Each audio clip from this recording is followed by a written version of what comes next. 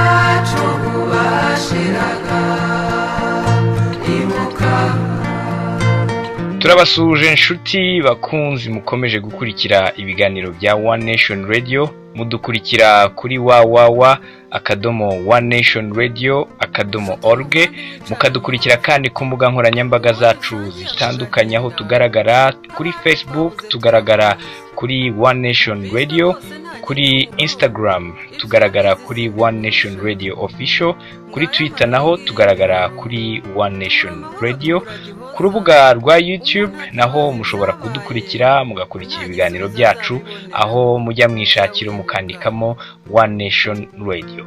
Mbere na mbere tubanje kwihanganisha no gukomeza abanyarwanda muri ibi bihe bitoroheye isi n'u Rwanda, by'umwihariko ubwo turimo kwibuka imbaga y'abanyarwanda yazize jenoside yakorewe abatutsi, igikorwa cyahuriranye n'icyorezo cya coronavirus cyateje icyo n'iki mu batuye isi muri iki gihe. Nkuko mubimenyereye, iki ni ikiganiro ukuri wacu. Muri aka kanya turaza kugaruka ku gikorwa cyo kwibuka ku nshuro ya 26. Turi mu cyunamo aho twibuka abatutsi bazize jenoside yabakorewe yo muri 1994, aho abasaga miliyoni bahasize ubuzima. Tukaba kandi rero twugarijwe n'icyorezo cya coronavirus, bituma imirimo hafi ya yose yarahagaze, indi gakorwa hifashishijwe ikoranabuhanga. Uko bimeze kose dukomere kandi dukomezanye. Mu kuganira rero kuri iyi ngingo, kuri uyu munsi dufite abashyitsi batandukanye bagiye kudufasha kuyiganiraho. Turi kumwe na Bwana Nkuranga Egide, uyu akaba ari Vice Perezida wa mbere wa Ibuka, akaba aherereye hano i Kigali mu Rwanda. Bwana Nkuranga Egide, kaze mu kiganiro cyacu.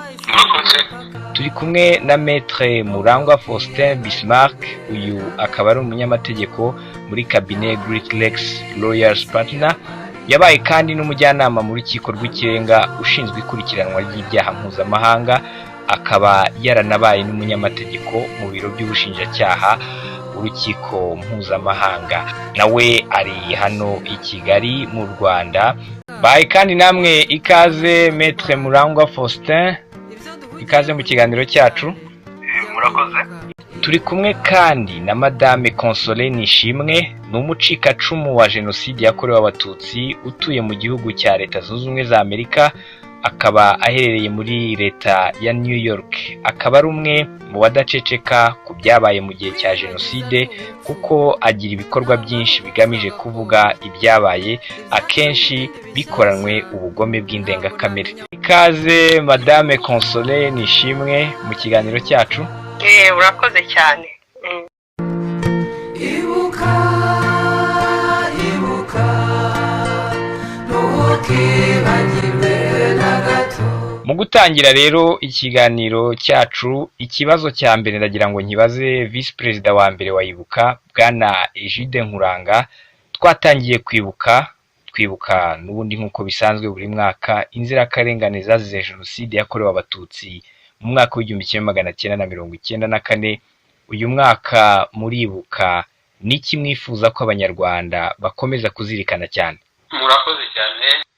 Icyo twifuza ko abanyarwanda bakomeza kuzirikana cyane ni ukwibuka bisanzwe, kubera ko twatangiye iki cyunamo ngira ngo itariki ya 7 mwese mwarabibonye ko icyunamo cyatangijwe na nyakubahwa Perezida wa Repubulika na Madame bashyira indabo kumva z'aba bacu bashyinguye hariya ku Gisozi, barangije banaducanira urumuri rw'icyizere. Ubwo rero gikurikira ni iminsi 100, uretse n'iki cyumweru kiba gisanzwe kiri officiel, ariko twe turakomeza mu nk'abanyarwanda twese turakomeza tukibuka mu minsi 100, nubwo bisa nkaho bidasanzwe kubera yuko ubu ngubu tuzibukira mu ngo, ariko kuba tuzibukira mu ngo kubera iki cyorezo cya coronavirus ntabwo bizatubuza kwibuka nk'uko nyakubahwa Perezida wa Repubulika bivuze. Ubu rero niyo gahunda turimo, wenda ni mu mbaza n'ikindi kibazo ndaza kubabwira uko twapanze uko tuzajya dukomeza kwibuka. Ikigaragara ubu ni ukwibuka aho buri muntu ari ku giti cye cyangwa ni mu miryango? Ubu ngubu muri iki gihe kubera iyi confinement turimo, turimo kwibukira mu ngo, mu miryango. Ntabwo tuzashobora kwibuka nk'uko twari tubisanganywe ngo tujye kuri za site memorial tujyane indabo aho bacu bashyinguye, ntabwo bizakunda kubera impamvu navuze haruguru, ariko tuzibukira mu ngo. Twafashe ingamba z'ukuntu tuzabikora mu matariki atandukanye, uretse no kujya duparticipa mu biganiro bizajya bitanga ku maradiyo hirya no hino mu Rwanda nk'uko turimo kubigenza, ngira ngo nabwo ni uburyo bwo kwibuka, no ku mateleviziyo abazajya badutumira. Ariko noneho no mu ngo tuzajya dufata umwanya twibuke, bitewe n'amatariki twagiye dutoranya, amatariki agira icyo avuze gikomeye cyane twagiye tuyatoranya atandukanye muri iki gihe cyose cy'iminsi 100. Ubwo rero tuzajya twohereza za message ku mbuga nkoranyambaga, twohereze utuvideo twafatiwe mu ngo, twohereze za message zitanzwe n'abayobozi b'imiryango itandukanye ibumbiye muri Ibuka cyangwa n'umuryango wa Ibuka, hanyuma tubisangire dukoresheje imbuga nkoranyambaga na za YouTube kugira ngo message zitambuke. Ngira ngo mwabonye ukuntu ku itariki ya 7 byagenze, ibiganiro byatanzwe ku itariki ya 8 nabwo byarabaye, n'uyu munsi byabaye, tuzakomereza rero dutyo. Yego, hanyuma muri ibi biha benshi tuzi ko basubira inyuma bakibuka ibyababayeho, rimwe hakabaho n'abasubira muri icyo gihe cy'inzira y'umusaraba. Icyo gihe umuntu ari wenyine kubera iki cyorezo cya coronavirus, ariko umutekereza ko yatabarwa nande muri icyo gihe umuntu ari wenyine? Murakoze cyane. Iki nacyo twagitekerejeho n'ubu rwose mu kanya, ngira ngo saa 10 twari turi mu nama tugenda dukora evaluation uko ibintu byagenze guhera ku itariki ya 7.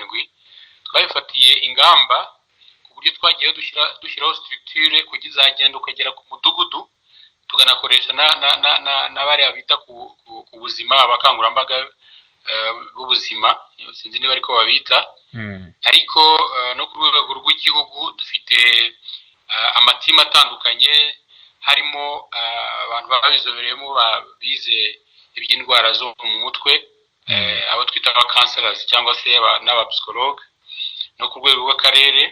So no kuvuga ngo wenda ngarutse ku kibazo warubajije rero, nko mu rugo akenshi twahereye cyane wenda abari nacyo mperaho, twahereye ku bantu tuzi ko basanzwe n'ubusanzwe mu bihe byashize bagenda bagira ibyo bibazo by'ihungabana, kugira ngo tubabe hafi, tubacungire hafi.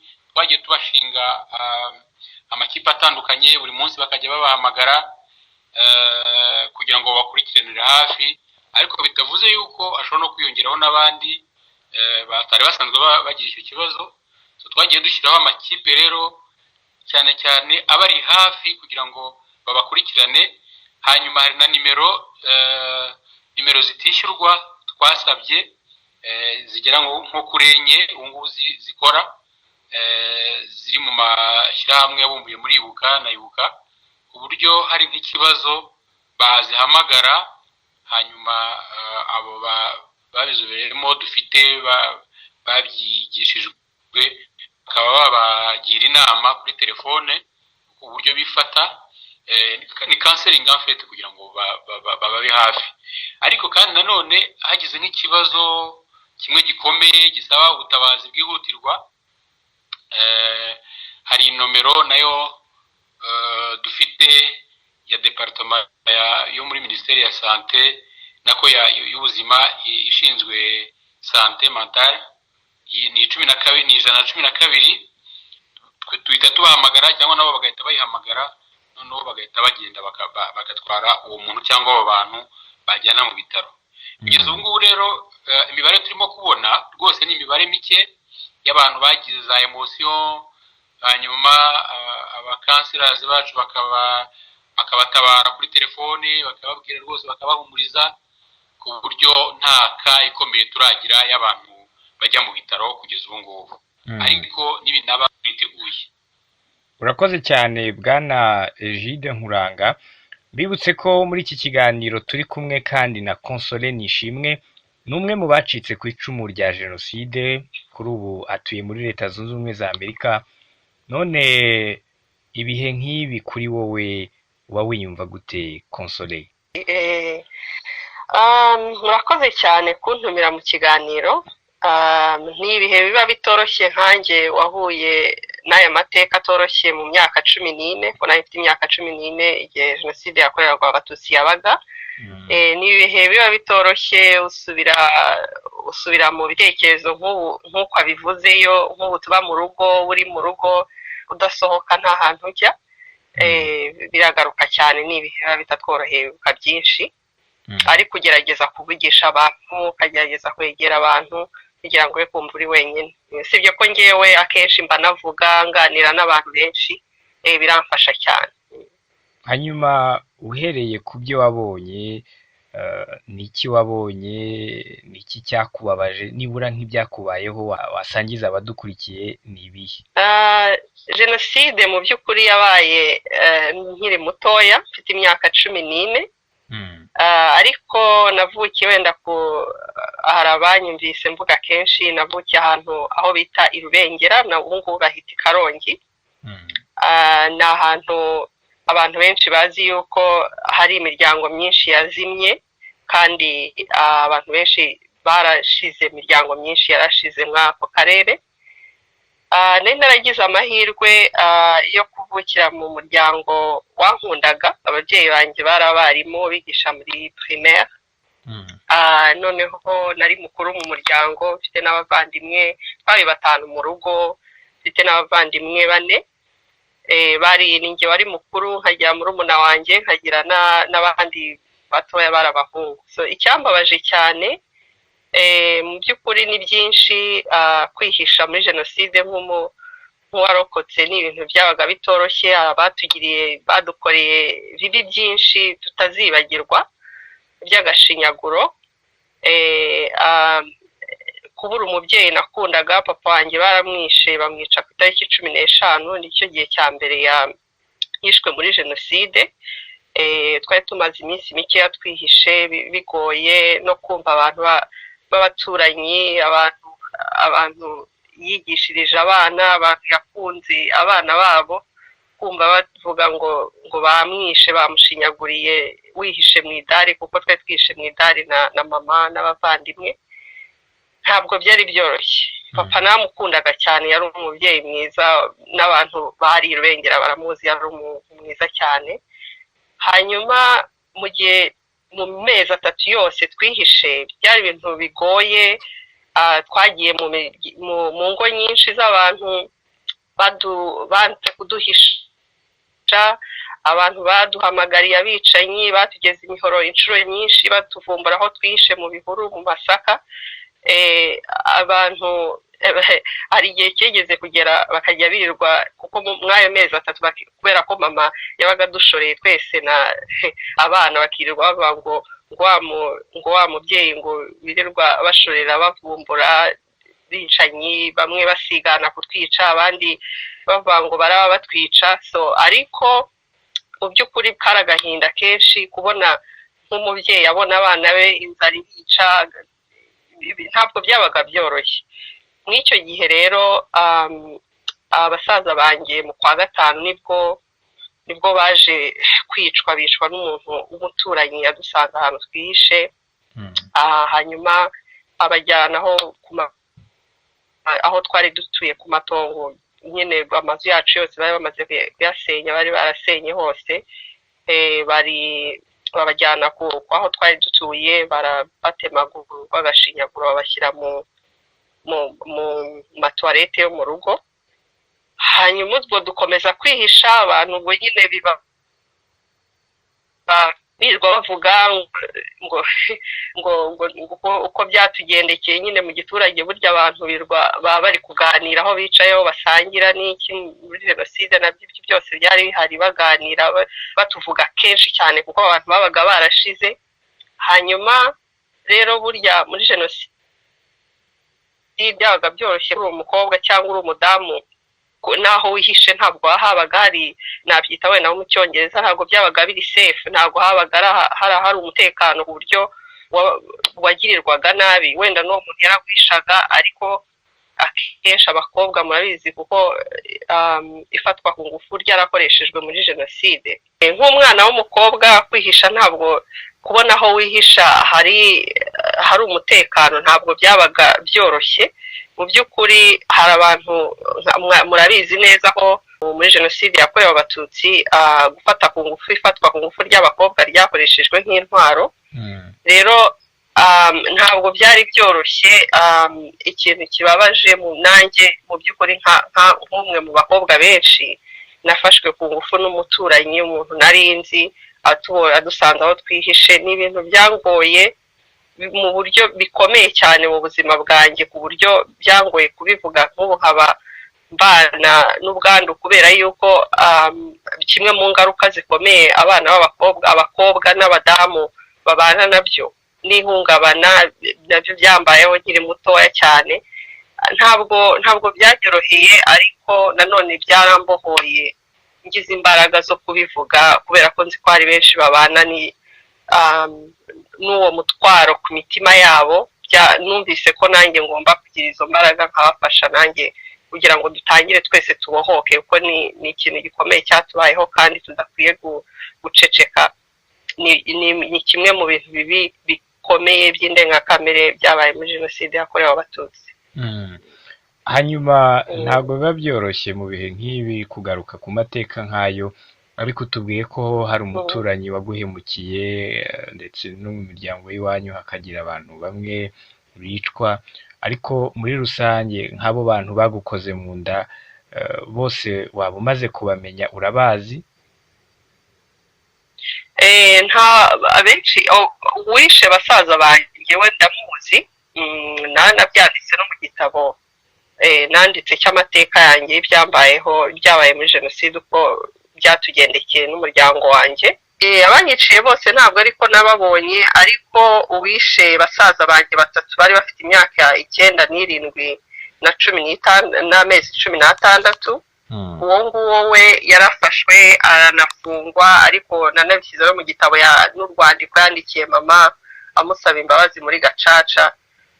Ntabwo byari byoroshye, ariko nabyo niwe muntu umwe. Noneho n'uwafashe ku ngufu wampemukiye, nashoboye nanjye kumubona mbere y'uko nza muri Amerika. Nashoboye kumubona, ariko icyo gihe nari nkiri mutoya.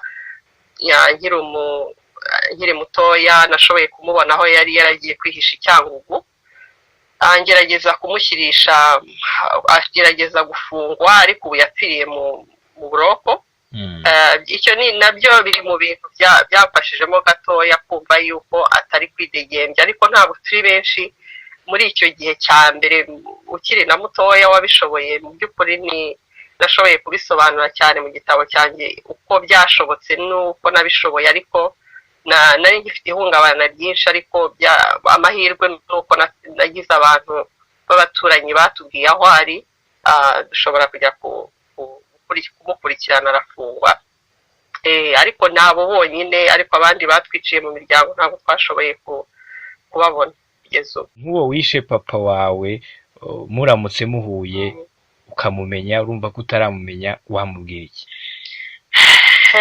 ntabwo byoroshye. Papa namukundaga cyane, kandi ndacyanamukunda nubwo adahari, numva tubana ku mutima. Ntabwo byoroshye, ntabwo sinzi mu by'ukuri ikintu namubwira, kuko namubwira yuko yari mu by'ukuri papa yagiraga urukundo rwinshi. nari kumubwira yuko yatwaye umuntu, namubwira yuko yatwaye umuntu wagiraga urukundo rwinshi. Yagiraga urukundo rwinshi, yakundaga abantu, kandi nkamubwira umuntu yatwaye uwo yari we, kugira ngo umutima agenda abitekereza uwo yambuye ubuzima, uwo yari we, nawe kugira ngo yiyumve mu mutima we icyo yakoze kibi, icyo yakoze kibi mu mutima we abyumve. Ariko mu by'ukuri nta byinshi cyane namubwira. Namubwira ko akwiye gusaba Imana imbabazi, nta kintu. Hanyuma ubutabera kuri wowe rero muri rusange ku byakubayeho kugeza uyu munsi wa none, uratekereza ko byakurenganuye uko bikwiye? Wenda nk'uwacitse ku icumu wese, ntabwo biba byoroshye. turacyagerageza kugira ngo turebe ko abaduhemukiye bashyikirizwa ubutabera. Mu by'ukuri ubutabera ngewe kuri nge, abo nashoboye kubona, abo nk'uwishe basaza banjye yagejejwe mu butabera. Mu by'ukuri kuri nge ni ubutabera. Wenda n'uwampemukiye akansigira ibikomere nkibana nabyo yagejejwe mu butabera. Kuri ngewe abo nashoboye kubona, mu by'ukuri ubutabera bwanjye bwarabonetse. Gusa ntabwo bivanaho ibikomere uba ugomba gukira. Ubwo ubana nabyo buri munsi. N'inzira kugira ngo ukire ibyo bikomere, n'inzira ya buri umwe mu buryo butandukanye, umuntu akira mu buryo bwe bwihariye. Niko nabivuga. Nagerageje no kubisobanura no mu gitabo uko numva ameze. Kuri ngewe kuba abo ngabo baragejejwe ku butabera ni ikintu cyamfashije cyane, n'umuryango na mama byaramufashije, turabiganira cyane. Byibura hari ikintu byamufashijeho kumva ko uwo muntu byibura uzwi atari hanze. Hanyuma mu bihe nk'ibi kandi hakunze kugaragara ibikorwa by'ipfobya, byaba ibikorerwa mu mahanga cyangwa mu Rwanda. Amategeko ateganya iki cyane mu bihe nk'ibi? Iki kibazo ndagira ngo Bwana Nkuranga Egide na Maître Murangwa Faustin Bismarck turi kumwe nawe muri iki kiganiro, bari bo badufasha kugisobanura. Ngira ngo wenda twahera kwa Bwana Nkuranga. Urakoze. Ibibazo by'abapfobya cyangwa bagahakana jenoside, hari itegeko mu Rwanda rihana icyo cyaha, nuko ntarifite ahangaha, ariko buri gikorwa cyose gifite ingingo igihana. ari abatoteza abacitse ku icumu, ari abahakana bakavuga ko jenoside zitabaye, hari ibyaha biri rwose nako ibihano biri presi mu itegeko bibahana. Kandi icyo nakongeraho nuko ubundi buri mwaka turanababona. Icy'ingenzi iyo tubamenye ko dufite structure igenda ikagera hasi, abamaze gukorerwa ibyo byaha tubishyikiriza inzego z'umutekano. Ngira ngo no muri iyi minsi, n'uyu munsi nahoze byumva, RIB yahoze isubiramo ikangurira abanyarwanda ko bagerageza rwose icyo kintu cyo guhakana cyangwa gupfobya jenoside cyangwa gutoteza abacitse ku icumu, bagerageza bakabireka, sino uzabifatirwamo azahanwa hakurikijwe itegeko ko rirahari, banarisubiyemo. Umuvugizi wa RIB rwose yahoze abisubiramo mu makuru, abanyamakuru babimubajije, kugira ngo abantu uzajya akora icyo ari cyo cyose muri ubwo buryo cy'icyaha amenye ngo bazamukanira urumukwiye. Gusa kugeza ubu ngubu mu maraporo tumaze kubona ntabwo turabona izo ka nyinshi, nubwo zihari, kuko hariho nk'umuntu wacitse ku icumu muri Nyaruguru batubwiye umuntu baturanye ngira ngo yagiye mu murima we atema amasaka ye yose, urumva umurima utema wose. So hari ka twatangiye kubona ariko ntabwo ziraba nyinshi ntabwo nakabye.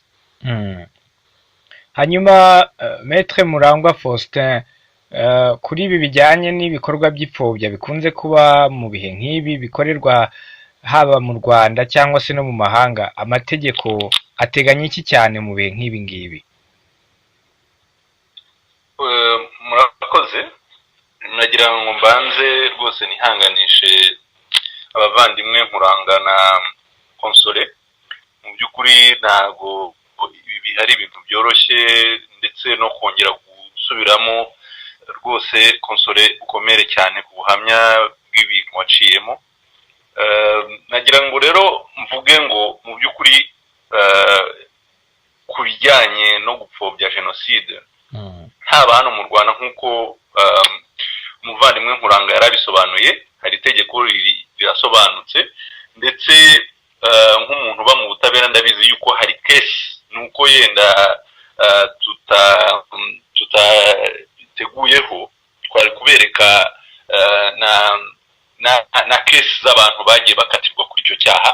Ariko rwose mu Rwanda nagira ngo mbabwire ngo abantu bose bagerageza gupfobya no guhakana jenoside barahanwa kandi mu buryo bugaragara, ku buryo rero nibwira yuko byagabanyije.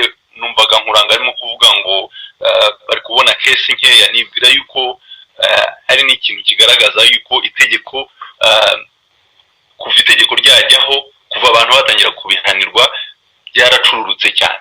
Ahubwo nagira ngo nivugire ku rwego mpuzamahanga, kuko akenshi niho dukunda kubona ibyo bibazo. Ibi bibazo rero biri mu buryo bubiri. Ku banyarwanda baba mu mahanga, akenshi nibwira yuko ari n'uburyo bw'ubugwari bwo gushaka kugira ngo mu by'ukuri bite ko ari uburyo, kuko hari igice cy'abanyarwanda bitwa ko barwanya leta y'u Rwanda, bakihisha inyuma y'ibyo bakoze badashaka gufesinga. Kuko Konsole Mukanya yaza bivuga ati mpuye n'uwampemukiye namubwira ibi n'ibi y'umuntu yatwaye. Hari abantu rero kuko bakoze jenoside, cyangwa se kuko imiryango yabo yakoze jenoside, iyo jenoside ivuzwe wumva hari ahantu bibakoze.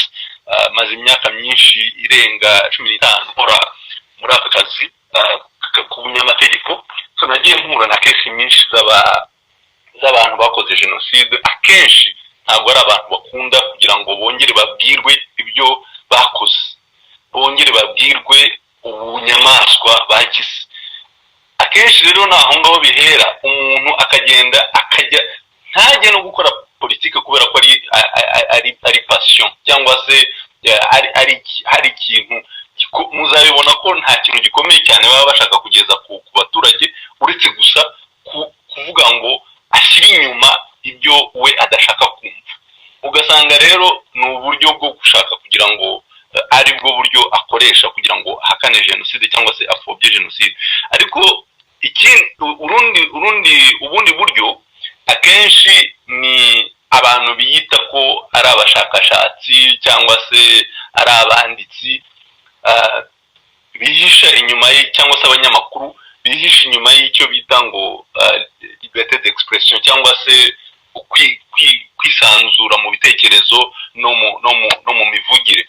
Nagira ngo nibutse ko ku rwego mpuzamahanga hari ibihugu bimaze gushyiraho amategeko ahana ipfobya n'ihakana rya jenoside yakorewe abatutsi mu Rwanda. Kandi ibi bihugu nibwira yuko n'ibindi byari bikwiye kureberaho, kubera ko icyo bishingiraho n'ibindi bihugu bitegetswe kugishingiraho. Hari resolution ya Nations Unies yafashwe mu 2004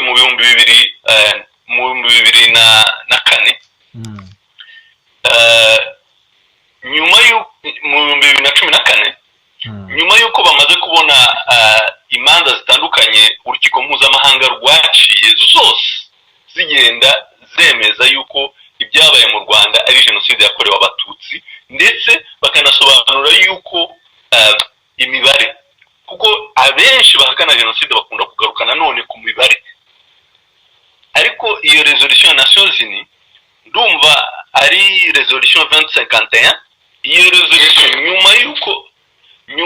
nyuma yo gushingira ku manza zitandukanye, harimo urubanza rwa Bakaremera, muri urwo rubanza bavugaga neza yuko nta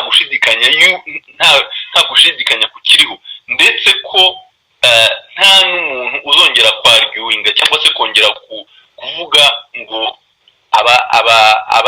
abarega abantu jenoside bongere basobanurire ko ibyabaye mu Rwanda ari jenoside, kuko mbere y'icyo gihe niko byagendaga.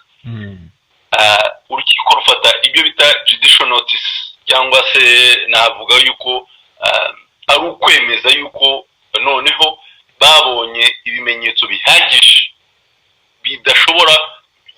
bidasubirwaho bigaragaza ko ibyabaye mu Rwanda ari jenoside yakorewe abatutsi, ndetse bagaruka no ku mibare bavuga ngo barenze 800 bishwe mu Rwanda. Bityo rero iha inshingano ibihugu byose by'ibinyamuryango yo kuvuga ngo buri gihugu gikwiye guhana, ndetse gikwiye guhana abapfobya n'abahakana jenoside, ndetse buri gihugu cyose gikwiye gufasha mu butabera bwo guhana abakoze jenoside.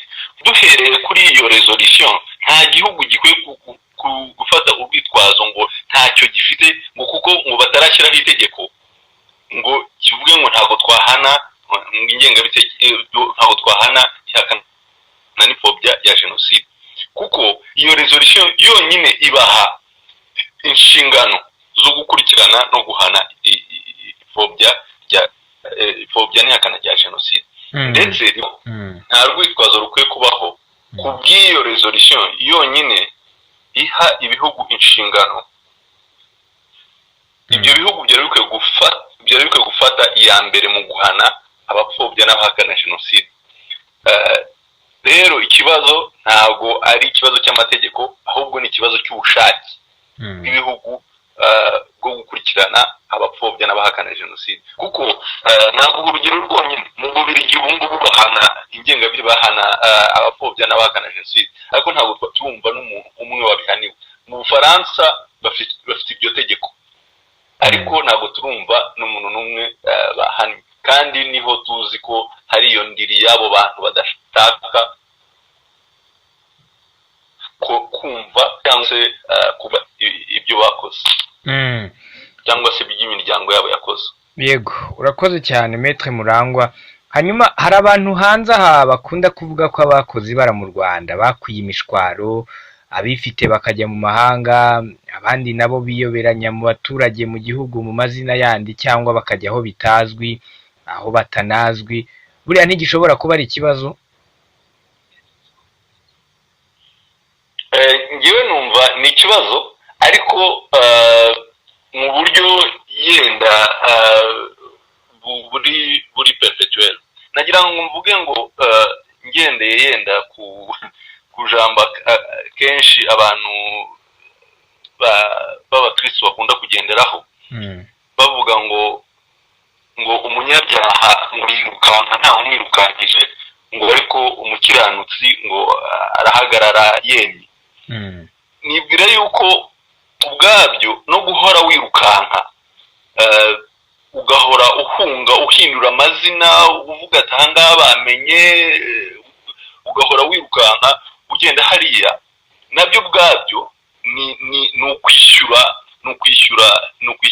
ibyo uba warakoze. Nabyo ni uburyo bw'igihano, nubwo ari igihano cyawe wowe kidafite mu kanya.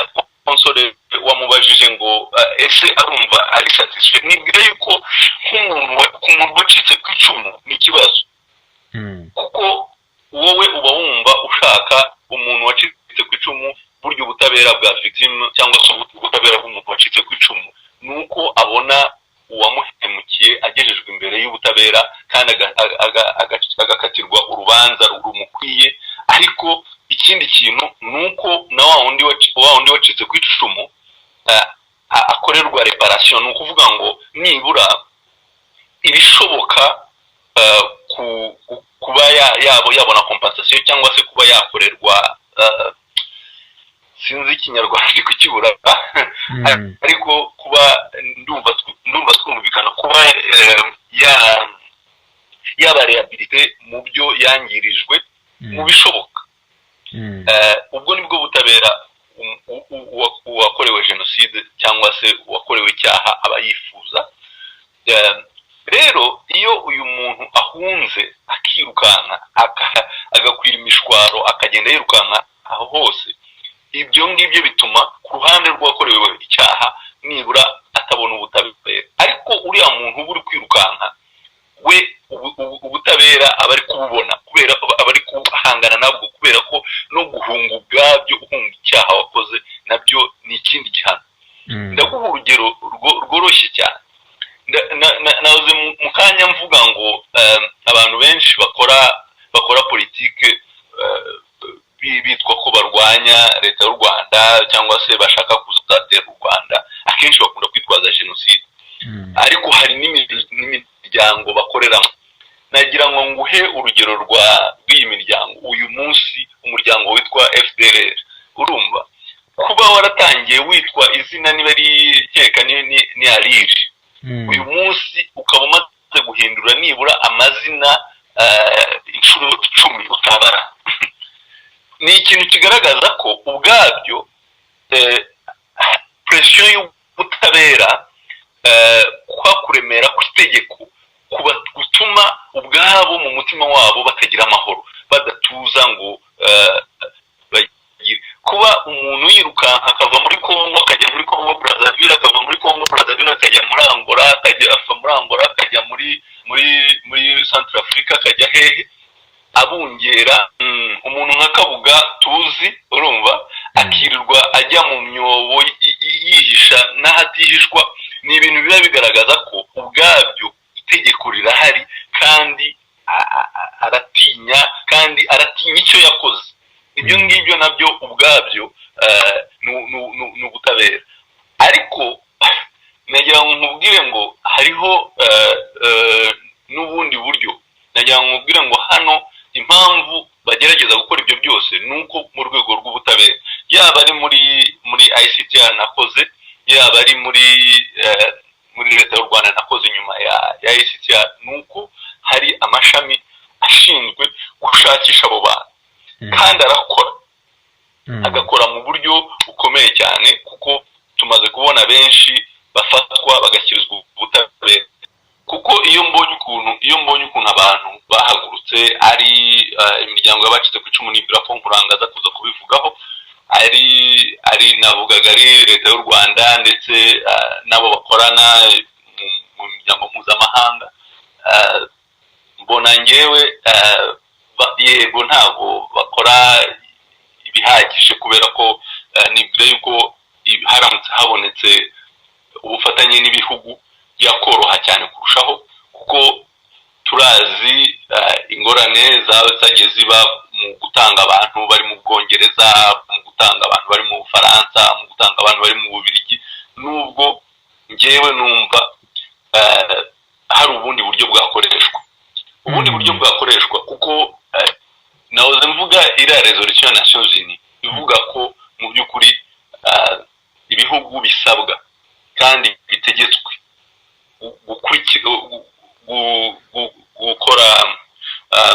gufatanya, haba urukiko mpuzamahanga ndetse haba n'inzego z'ubutabera zo mu Rwanda.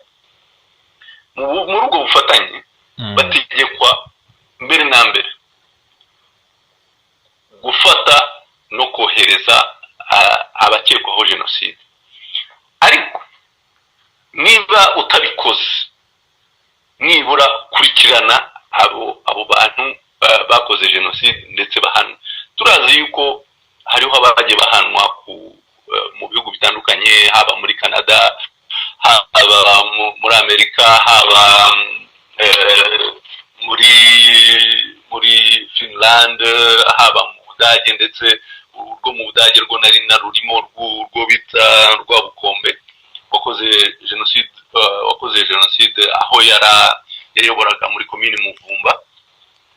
Nibwira yuko rero ibi ngibi ni ibintu bitwereka ndetse no mu Bufaransa urubanza rwa Simbikangwa, mu Bubiligi ubu ngubu urubanza rwa Neretse n'abandi batandukanye.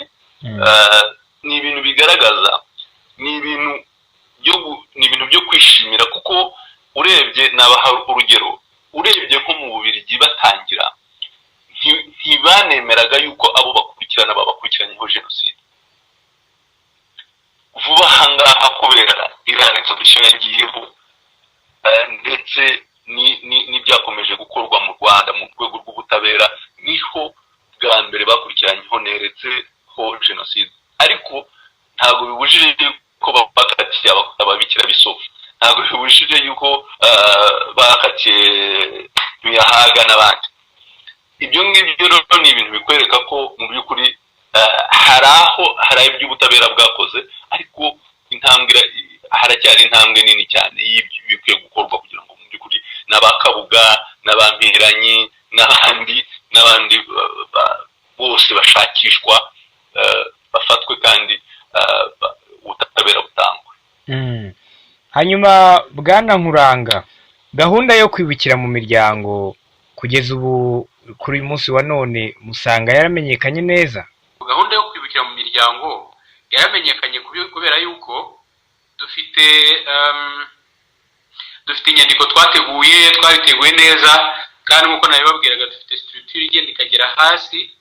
So twagiye duha amabwiriza abayobozi bayibuka mu nzego zitandukanye, aho tubasaba yuko bazigeza mu mirenge no mu tugari, ariko bakanabasobanurira uko bazibuka nk'uko nari nabivuze mu miryango. Ariko cyane cyane dushyira ingufu kugira kubasobanurira igihe hari ababa bagize ikibazo cy'ihungabana, ko abo bahamagara cyangwa se n'uburyo bagitugezaho. So gahunda rero yarumvikanye neza mu association nka za GRG, ARG, Avega, rwose ngira ngo mujya mubona ku mbuga nkoranyambaga zabo, haba ari kuri Twitter, haba ari kuri Facebook. Ngira ngo mwari mutangiye kubona yuko bagenda bashyiraho na za message zitandukanye, ari ubuhamya abana cyangwa se abantu bakuru bagenda bashyiraho, kandi bizakomeza mu matariki agiye atandukanye uko nigize kubivuga hejuru. Ntimutekereza ko bishobora kuba wenda byarasobanuwe igihe gito cyane ko ari ubwa mbere bibayeho? Igihe gito ubu ngubu ikiza muri iki gihe nuko baravuga ngo isi yabaye umudugudu. Buriya izi mbuga nkoranyambaga ziradufasha cyane, tekinoloji iradufasha cyane. Icy'ingenzi ni uko abantu babanza bakicara bakaganira kuri strategy, bamara kwimvikanaho noneho kuyitanga, gutanga information biratworohera cyane. Nta kibazo rwose, nta munyege tubifitemo. Kandi noneho n'ibyo twakoze twagendeye mu murongo watanzwe n'igihugu. Ngira ngo mwabonye amatangazo Sendeje yagiye yatanze inshuro nyinshi, no kuri televiziyo barabivugaga. Natwe rero ntabwo twagiye kure yayo, twagiye muri uwo murongo, wenda tugerageza gutusha cyane cyane abo tureberera kugira ngo tumenye neza yuko izo information bazifite kandi bazabyubahiriza. Hanyuma Console Nishimwe, reka bari we tugarukaho nanone mu bihe nk'ibi ngibi, kuba kwibuka no gufatana mu mugongo bigomba gukorerwa mu miryango, kuri wowe wumva bitaremereye? Nk'uko bamaze kubivuga, ntabwo kubera ibihe turimo ntabwo muri rusange ni ibihe isi yose ihuriyeho, turabizi ko nta kundi byagenda, tugomba kuba mu ngo. Ntabwo byoroshye kuko ari ubwa mbere, uri wenyine, kenshi duhura hamwe twese twibuka. Nk'ubu nkanjye kenshi nabikora, nabaga ndi ahantu henshi hatandukanye. Ntabwo biba byoroshye, kandi ni na byiza ko hafashwe ingamba zo kuganiriza abaresikape, abacitse ku icumu aho bari hose, bakagerageza kuvugisha abandi kugira ngo uhungabanye, ugize ikibazo gikomeye, kuko twese uko tubana n'ibikomere biratandukanye. Hari abantu badakunda kuba byibura icyo gihe kigeze uba ugomba kuba uri kumwe n'umuntu ndabishimira cyane ko izo ngamba zafashwe byibura nkanjye ngewe nubwo ndi njyenyine ariko kubera yuko ndi umuntu uri active cyane mu kuvuga amateka yacu no kuvugisha abantu batandukanye, ntabwo bingana n'umuntu nanone, ntabwo bimeze kimwe n'umuntu wenda utajya avuga amateka ariko uba ari w'igihe kigeze byibura ashobora guhura n'abandi wenda bikamufasha, ariko ubu ngubu akaba ari wenyine adashobora wenda no wenda ari kwitekerezaho. Biratandukanye nanjye cyane, niyo mpamvu ari byiza nanjye nshishikariza buri muntu wese kuvugisha uwacitse ku icumu aho ari hose, akamwegera akamuvugisha, akamwegera mu kumuhamagara kuri telefone. hari abakoresha inkoranyambaga, buriya ni ikintu cyiza nabyo, kuko buri muntu wese ari kujyayo kugira ngo abone ibyo nakwita encouragement muri iki gihe, kugira ngo yumve amagambo amuha imbaraga. Ni na byiza ko twese dukomeza kuzikoresha muri ubwo buryo. Ngewe ndi umuntu uri active cyane, kuri izo nkoranyambaga. Nanjye ngerageza kugira ngo negere bagenzi banjye uko bishoboka byose. Kuvuga ko ari ugutaruka, ubundi iyi ndwara ya coronavirus muyirinda mute nkamwe muri New York, aho kugeza uyu munsi wa none turi kumva ko biri gucika? Hano muri New York byo nk'uko mwabibonye mu itangazamakuru, umubare munini wamaze kwandura, kandi hari n'abamaze kwitaba Imana benshi. Tugerageza gukurikiza amabwiriza y'abayobozi, kuguma mu rugo. N'igihe usohotse, akenshi dusohoka tugiye guhaha, cyangwa wenda niba ari ikintu cyihutirwa kujya kuri banki, ariko ibyinshi tubikorera online. Ukagerageza kutajya hanze, kuko hari abantu benshi bari kwandura, kandi twebwe muri New York, burya New York ibamo abantu benshi, dukunda guhurira ahantu cyane cyane abenshi. Buriya ntabwo dutwara imodoka, njye sinanabikunda, ugenda muri train. So kenshi rero kuba muri ahantu muhurira muri aho ngaho muri benshi, hari risk nyinshi cyane yo kwandura. Umuntu agerageza kwirinda uko bishoboka, ariko n'Imana ngewe kuko n'ubundi sante yanjye ndayirinda uko bishoboka kose, ndikunda cyane. Nkora ibishoboka byose kugira ngo ntagira ikibazo, ariko ngerageza no gusabira n'abarwaye kugira ngo bakomeze Imana ibarinde bakize. Hanyuma ibikorwa bigamije kutibagirwa bigaragara mu bikorwa bite? Reka mpere wenda kuri Console Nishimwe, nze kugaruka no kuri Bwana Egide Nkuranga. Console, nkawe ku giti cyawe nibihe bikorwa kugeza ubukora mu rwego rwo kudaceceka jenoside yakorewe abatutsi? Hanyuma se kuki wumva ugomba kubikora? Ngewe mu bisanzwe nkunda mvugisha abanyeshuri, cyangwa wenda no mu bikorwa by'igihe cyo kwibuka nkunda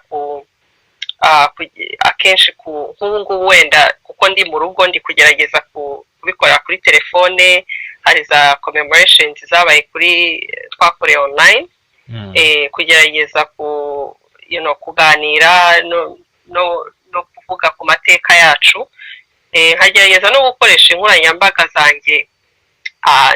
Hari za interview ntanga nyinshi zitandukanye, ndi kugerageza kwandika wenda na blog nyinshi zitandukanye, kugira ngo abantu bagerageze uburyo bwongereye. Wenda mbere nabaga ndi kuvuga cyane mu buryo buri physique, ndi mu ahantu hatandukanye, ndi kugerageza kuvugisha abanyeshuri bari kwiga amateka yo kuri jenoside yakorewe abatutsi.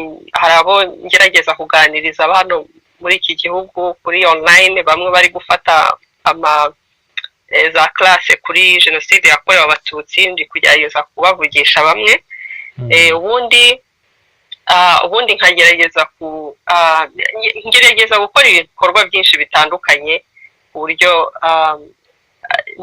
ngerageza kuba active, kandi online ndi kuyikoresha uko bishoboka kose, kugira ngo kandi n'igitabo cyanjye nkagerageza kubwira abantu ngo bagisome. Abanyeshuri baragisoma, n'abandi bantu batandukanye baragisoma. kugira ngo bamenye ayo mateka. Ari nabyo nshishikariza umuntu wese warokotse, tugerageze uburyo bushoboka tujye duhana imbaraga zo kuvuga amateka yacu, kuko nibwo buryo bwo kugira ngo atazibagirana. Ndagerageza ibishoboka byose kugira ngo byibura nanjye uwo musanzu wanjye uhabe nk'uwarokotse jenoside yakorewe abatutsi, ngerageze kugira ikintu nsiga, byibura bazahore bibuka ibyabaye. hanyuma Egide Nkuranga, ngira ngo nawe ikibazo cyari kimwe, nibihe bikorwa kugeza ubu ukora mu rwego rwo kudaceceka jenoside yakorewe abatutsi, hanyuma uranatubwira kuki wumva ugomba kubikora. urakoze Simeo. ibikorwa ngiye nkora cyane cyane muri iki gihe cyo kwibuka jenoside yakorewe abatutsi, reka wenda mbere nkanjye nka visi perezida wa Ibuka, ibyo nkora n'ubu ngubu ni cyane cyane guparticipa mu biganiro kugira ngo tuvuge ku mateka cyane cyane ya jenoside yakorewe abatutsi, kugira ngo tuyamenyekanishe ahantu hose bishoboka, kubera impamvu ebyiri. Impamvu ya mbere no kugira ngo amateka tumenya, amateka tubwira abana bacu, amateka tubwira abanyarwanda, amateka tubwira amahanga, aba ari amateka tuvomamo ubuzima, tuvomamo ingufu zo kugira ngo dukomeze kubaho, dushobore gutera intambwe. Kuko nitutamenya amateka ntabwo tuzamenya ukuntu dukumira jenoside ikindi gihe, kandi tutayikumira dushobora kugira ibibazo. So tugomba kuvomamo imbaraga rero zitwubaka, zigomba gutuma dutera intambwe, kuko nkuko nawe bivuze twahisemo ubuzima. Ikindi nkuko nawe bivuze ni transmission y'ayo mateka ashaririye twabayemo ku bana bacu, kuko ejo nibo bazadusimbura mu kuyobora imiryango, mu kuyobora ingo, mu kuyobora igihugu. So ni akabando k'iminsi rero tuba tubahaye kugira ngo kazabacumbe, kugira ngo bazakomeze kwiyubaka, bubake n'igihugu cyatubyaye kizira umwiryane nk'uko twe twabibayemo. Rero mvuze noneho ku giti cyanjye nk'umuryango wanjye wacitse ku icumu, ibyo ngomba gukora buri mwaka nanone yo kwibuka jenoside yakorewe abatutsi muri rusange, ariko noneho nkagira n'amatariki y'umwihariko ngomba kuganira n'umuryango wanjye, ngomba kuganira n'abana banjye, cyane ko n'umudamu wanjye nawe ari uko, nawe afite itariki nawe adusangiza, tukamuba hafi, twajya tujyayo iwabo ni Butare kuri 21 z'ukwa kane, tukararayo icyunamo, mbese twibuka. Yewe ku giti cyanjye ubu ni ku itariki ya 10 n'iya 11, umuryango wanjye wa hafi, ndavuga ubwo abo tuvindimwe, hari uwo tuvindimwe wari imfura y'iwacu n'abana be 5 n'umugore na mama wambyaye, babatsinze igahanga muri mu kiliziya, niho babatwikiye. Hanyuma n'abandi bo mu muryango uri elargi nabo bari batuye hano mu Kagarama, bari muri babandi bavanywe muri Eto, Minwari imaze kugenda, abasirikare b'Ababirigi bari muri Minwari bamaze kugenda, noneho batwara Inyanza ya Kicukiro, niho babamariye. Ubwo rero murumva rero yuko ayo matariki atatu mu by'ukuri ari itariki ya 10, ari itariki ya 11, ari itariki ya 21, n'amatariki akomeye mu muryango wacu. Tuzagerageza kuganiraho nyine kuri 21 tugafata mu mugongo umugore wanjye, abana banjye ngo bariteguye. Amafoto mfite ni make kubera ko muri jenoside ngira ngo niyo kintu cya mbere babaga bashaka. Amafoto amenshi niba barayatwitse, niba baragize gute, twarayabuze. Umuntu agerageza gusobanurira abana akurikije ayo afite make, noneho ukavanaho histoire ukavuga abavandimwe bacu n'ababyeyi bacu bishwe uko babagaho, ukagerageza nyine kubabwira indangagaciro zabo, hanyuma nyine mukisanzura abana mukaganira, baba bari umwanya wo kukubaza ese nyogokuru yakundaga mbese utuntu nk'utwo ngutwo, ku buryo abana nibura bakura bazi ababyeyi bacu, kuko niyo mpamba nahoze mvuga tubasigira, kuko nabo bazagenda babwira abana babo uko ababyeyi bacu bari bameze na jenoside ubwayo ko yagenze. Birumvikana yuko hariho ibikomere biba bikomeye tutababwira kubera imyaka yabo baba bafite, kugira ngo batajya muri wa mubare tutifuza ko bashobora kugira ikibazo cy'imantar guhamuka, ugasanga byadutera ibindi bibazo kandi aritwo tubyikururiye. Ni nabyo muri iyi minsi dusaba kubera kwibukira mu ngo, ibyo biganiro rwose tujye twibanda cyane cyane ku bintu biri positive, tubabwire abana, tubabwire abanyarwanda uko babagaho, tubabwire n'ukuntu ababyeyi bacu babagaho neza, babanaga, bakundanaga, bahanaga inka, bataramaga, bagataramana n'abandi, ibintu byiza nk'ibyo ngibyo, kugira ngo mubabwire ibya bindi bibashyirayo ntabwo ari byiza muri iki gihe. Bwana Egide, ku rwego rwa Ibuka ni iki kugeza ubu musanga kimaze gukorwa? Ikigoranye cyo ni ikihe? Mbega ikibazo ku rwego rwa Ibuka kuva yashingwa muri 1995 imaze gukora ibintu byinshi cyane, byinshi. Ibuka icya mbere yakoze, yahuje abanyamuryango bari bafite ibibazo bitandukanye kuva jenoside ihagarikwa,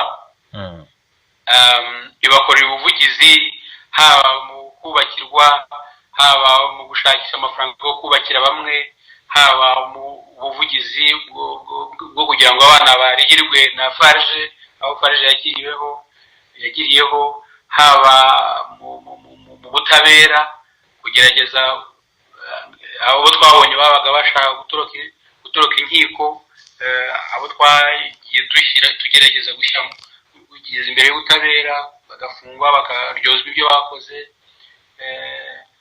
Mbese habaye byinshi kugeza n'ubu ngubu, kandi nubwo biba bitararangira, ariko ibyinshi byarakozwe mu mpande zose, cyane cyane nko gushakira amacumbi abantu benshi bari barasenyewe, bari badafite aho bakika umusaya. Abandi bana benshi bagiye biga kubera yuko twabakoreye ubuvugizi, twafatanyije n'iriya miryango yindi yari cyane ya RG na JRG na Vega, kugerageza kureba abantu bafite indwara zikomeye cyane zabaye chronique kubera ingaruka za jenoside, kubavugira kugira ngo bajye kuvurwa, haba mu bitaro byo mu Rwanda, haba mu byo mu mahanga. Ni byinshi. Ibitarakorwa rero ni muri izo orientation nyine navugaga. N'ubu hari abo tujya tubona muri za raporo, cyangwa bakanaduhamagara, cyangwa bakatwandikira yuko badafite aho baba, cyangwa abana nubwo ari bake bari baracikije amashuri, cyangwa abantu bafite indwara ubungubu bamaze kugera mu zabukuru, wenda mbere batari banazifite, ariko kubera ko bageze mu zabukuru kandi nta bushobozi bafite, tubakorera ubuvugizi kugira ngo bavuzwe n'ikigega cya farge. Urumva akazi kaba kagikomeza, ariko nibura navuga ko bitameze nko muri 1994 cyangwa 1995 cyangwa 1996, mbese muri ya myaka ya mbere. Hanyuma tugaruke kuri Maître Murangwa Faustin. Nyuma y'imyaka 26 ibyaha bijyanye no guhana abakoze jenoside n'urugendo rw'imyaka 26 ishize, urabona bingana kugeza ubu? Hanyuma se uratekereza ko hamaze gukorwa byinshi cyangwa bikeya? Nibwira yuko muri rusange ibimaze gukorwa hari intambwe ishimishije, kuko urebye ari ibyo ari abahanwe na gacaca, ari abahanwe n'inkiko zisanzwe, ndetse n'abahanwe n'urukiko mpuzamahanga, ndetse n'abahanwe n'ibihugu bitandukanye byagiye bihungirwamo nabo bahungaga ibyaha. Ubona mu by'ukuri ari intambwe ishimishije, ariko nibwira yuko hari intambwe isigaye, intambwe isigaye ni intambwe ijyanye cyane cyane no kurangiza imanza za gacaca, ndetse no muri rusange gukurikirana ibijyanye na tekini navugaga kijyanye na reparation y'abacitse ku icumu batandukanye kugeza na n'ubu bakeneye kugira ngo mu by'ukuri imanza z'abantu babahemukiye zirangizwe kandi zirangizwe mu buryo zaciwe. ngira ngo abadukurikiye bashobora wenda no gukenera zimwe mu ngero kugira ngo babashe kubyumva neza. Maître Murangwa Faustin, kuri ibyo utekereza bimaze gukorwa, byaba byinshi cyangwa bike kugeza magingo aya? nibwira yuko urugero rukomeye cyane nko mu rwego rwa gacaca vuga umubare ukomeye cyane w'abantu bagejejwe ndetse baburanishijwe n'izo nkiko. numva abanyarwanda benshi babizi kuko babigizemo uruhare. Iki kintu ku butabera bwo mu gihugu ni abantu batandukanye bagiye bagira uruhare muri jenoside y'urebye muri iki gihe cya none kuba umuntu nka Mugesera yaragerejwe imbere y'urukiko ndetse n'abandi batandukanye bagiye bagira ibyaha bagira uruhare muri jenoside. Ku rukiko mpuzamahanga rero navuga ati hariho ibintu byinshi abantu kubera ukuntu ruteye ndetse rwari kure y'abanyarwanda, abantu benshi batajya bamenya icyo rwagenda rwagejejeho ku rwego rw'ubutabera. Ariko nagira ngo mbabwire ngo intambwe ikomeye cyane ruriya rukiko rwagejejeho ku butabera nuko mbere na mbere ariho havuye no kwemeza yuko ibyabaye mu Rwanda ari jenoside yakorewe abatutsi. Urakoze cyane Maître Murangwa. Hanyuma turi kugenda tugana ku musozo, tugarutse kuri Console Nishimwe. Kugeza ubu wowe usanga nk'uwacitse ku icumu, niki wumva kitarakorwa, hanyuma icyo wishimira ni iki? Icyo navuga wenda sinzi niba navuga ngo ikitarakorwa, ahubwo hari byinshi by'ukuri byakozwe, ariko nk'uko bamaze gusobanura neza, hari byinshi mu byakozwe bijyanye n'ubutabera n'uburyo bwo kwita ku bacitse ku icumu. Ariko icyaha nka jenoside ni icyaha gikomeye cyane gisiga ingaruka nyinshi kandi zikomeye kandi zifata igihe kinini cyo kugira ngo zikire. Kandi noneho hari byinshi cyane kuko abacitse ku icumu benshi babona n'ibikomere kandi bizafata igihe kinini kugira ngo umuntu ari we wese aho ari yumva icyo gikomere agikize. kandi noneho n'ibyo jenoside yangije byinshi mu by'ukuri bifata igihe, ariko hari byinshi byakozwe mu by'ukuri. Hari inzira ndende, ariko hari byinshi byakozwe mu buryo butandukanye. Njye ntekereza ko kugira ngo wenda mvuge ngo wenda njye kuvuga ngo nta cyakozwe, ahubwo mu gukomeza kugira ngo wenda twese hamwe dukomeze gukora ibishoboka byose, abakoze icyaha cya jenoside bakomeze gushyikirizwa ubutabera, tunavuga n'amateka yacu, tunarwanya n'ingengabitekerezo, kuko ni ikintu mu by'ukuri twese kiduhangayikishe kumva abantu bashobora guhakana ibyatubayeho by'indengakamere. Twumvise twese mu miryango yacu abo twavuze, nk'uko umuvandimwe Murangwa yabivuze, amatariki twese tugira twibuka abo twabuze, amatariki atubabaza. Ntabwo ntekereza ko ngewe ahubwo icyo navuga ahubwo ni ugukomeza kuvuga ayo mateka, turwanya ingengabitekerezo, kandi n'abandi badufasha, n'amahanga yose akomeza kudufasha kugira ngo abakoze ibi byaha bashyikirizwe ubutabera. Kandi noneho icyaha cy'ingengabitekerezo nicyo abagifite nabyo bagashyikirizwa ubutabera, bakumva yuko kugira icyari icyaha gikomeye. Njye ntekereza ko ari ugukomeza gukomereza aho turi, tugakomeza dukora twese, kugira ngo wenda amateka yacu akomeze asigasirwe kandi n'icyaha cya jenoside nacyo gikomeze gihanirwe, abagikoze bakomeze bahanwe. Nibuka ikindi kibazo wambajije, ikindi gikurikira wambajije ni ikihe? navugaga nti nyuma y'icyo wumva kitarakorwa icyo wishimira cyo ni iki? Ngewe icyo nishimira nuko dufite igihugu, mu by'ukuri jenoside dufite igihugu twumva yuko twese turi abanyarwanda, twabayeho igihe kibi kibabaje, ariko ikintu kishimisha cyane gikomeye kuko dufite igihugu kandi dufite abantu bahagaritse jenoside bakayihagarika, bakaba generasiyo nshyashya iri kwiga ku mateka y'ibyabaye, ariko nanone biga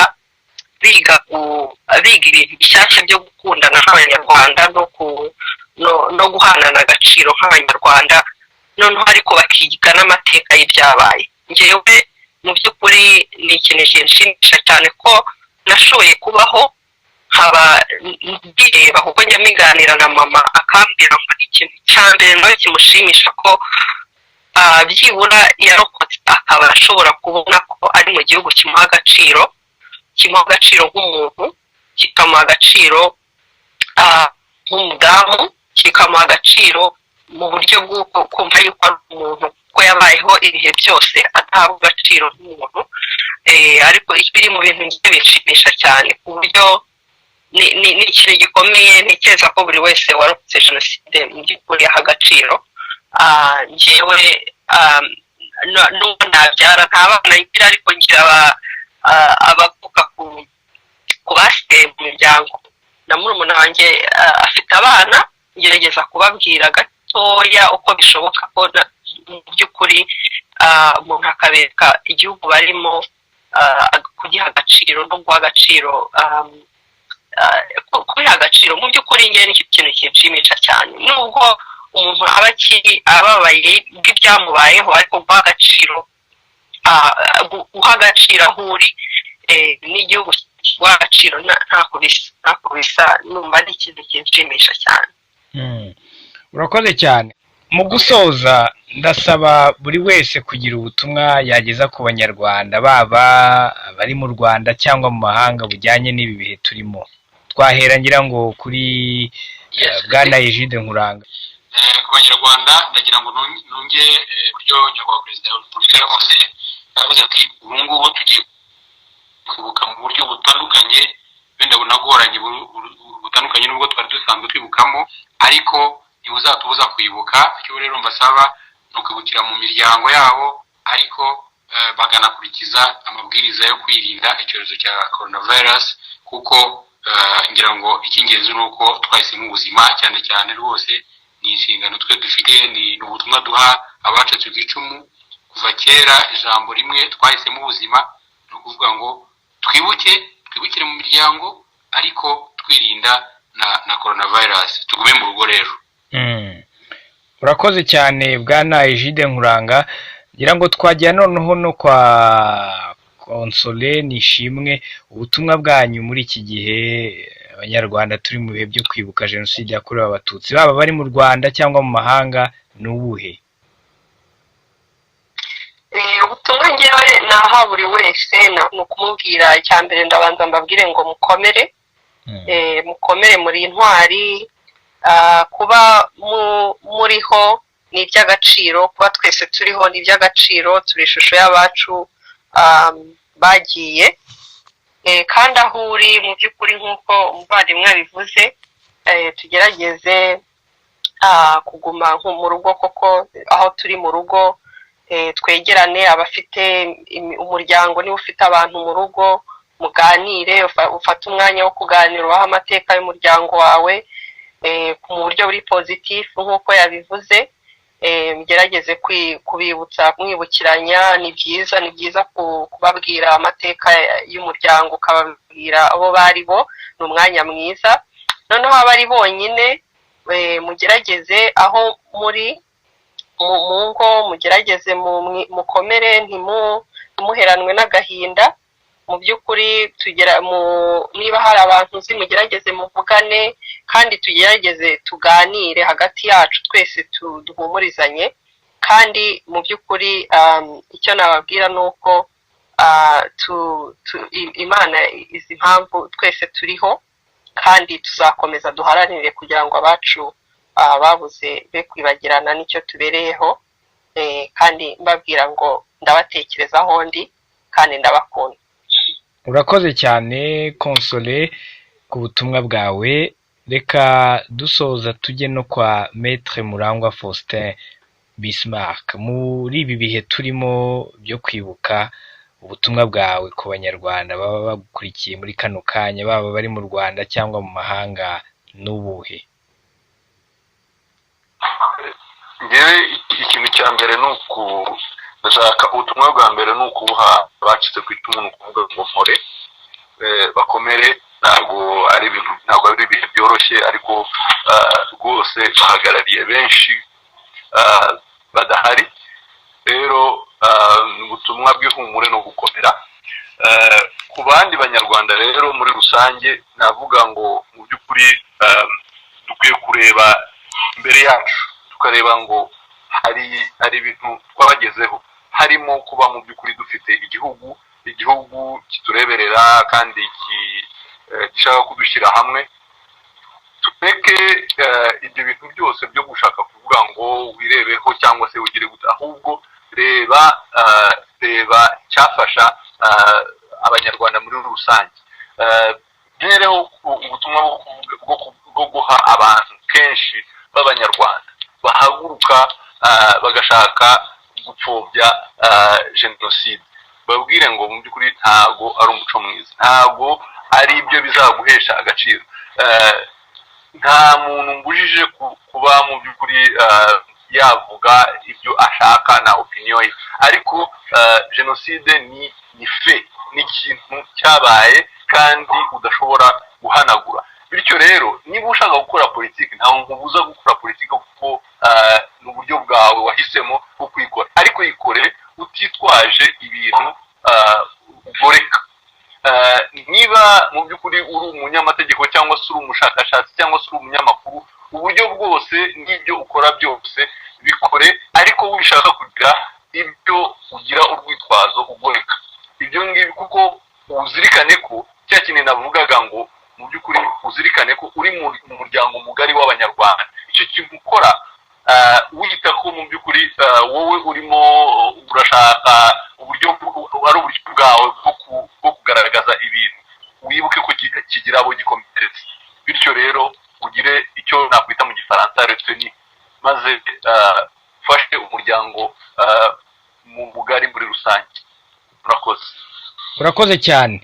Reka mbwire abari badukurikiye ko uyu ari wo musozo w'ikiganiro cyacu. Nshimiye byimazeyo abatumirwa bacu bitabiriye ubutumire bwa One Nation Radio, mpereye kuri Bwana Egide Nkuranga, ni Vice Perezida wa mbere wa Ibuka. Bwana Egide Nkuranga, mwakoze cyane kwitabira ubutumire bwacu. Mwakoze namwe kandi muraraharyana. Urakoze nawe.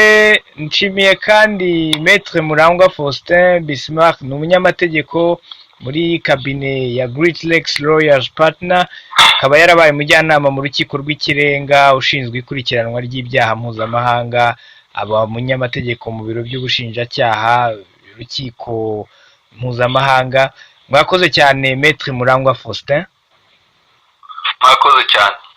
Nshimiye kandi na Madame Console Nishimwe, ni umucikacumu wa jenoside yakorewe abatutsi, atuye mu gihugu cya Leta Zunze Ubumwe za Amerika muri leta ya New York. Ni umwe mu badaceceka ku byabaye mu gihe cya jenoside, kuko agira ibikorwa byinshi bigamije kuvuga ibyabaye akenshi bikoranywe ubugome bw'indengakamere. Madame Console Nishimwe, mwakoze cyane kwitabira ubutumire bwacu.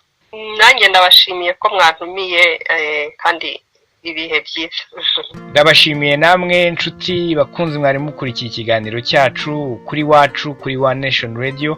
Bifurije amahoro ya Nyagasani, dukomeje dufatane mu mugongo ariko tunibuka kwirinda icyorezo cya coronavirus, dukurikiza inama tugirwa. Nge nitwaga Simeon Stizo Muhumuza, nge wari uyoboye iki kiganiro. Muramuke, mugire ibihe byiza. Ibuka